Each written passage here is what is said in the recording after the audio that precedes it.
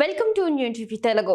ఏపీలోని కూటమి ప్రభుత్వంపై రాష్ట్ర కాంగ్రెస్ అధ్యక్షురాలు వైఎస్ షర్మిల తీవ్ర స్థాయిలో ధ్వజమెత్తారు. చంద్రబాబు ఇచ్చేది అన్నదాత సుఖీభవ కాదని, అన్నదాత దుఃఖీభవ అని విమర్శించారు. సూపర్ 6 హామీలు అందరికీ కాదని, కొందరికేనని ఆరోపించారు. ఏపీలో 76.07 లక్షల మంది రైతులుంటే చంద్రబాబు సర్కారు ఎంపిక చేసింది కేవలం 47 లక్షల మందిని అని వెల్లడించారు.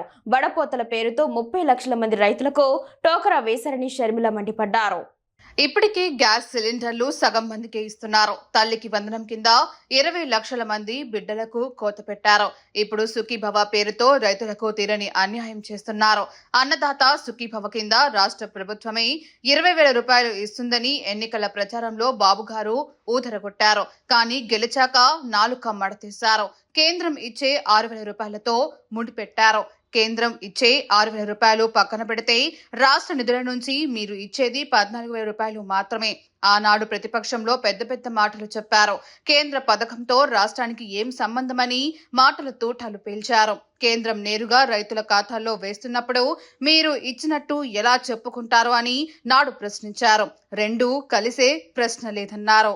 ఆనాడు అన్ని మాటలు చెప్పిన మీరు ఇప్పుడు కేంద్రం నిధులతో ఎందుకు లింక్ పెట్టారో, మీరు ఇస్తామని చెప్పిన 20,000 రూపాయలలో కేంద్రం వాటాను ఎందుకు కలిపారో, హామీలు ఇచ్చేందుకు కేంద్రం వాటాతో కలిపి అని ఎందుకు చెప్పలేదు?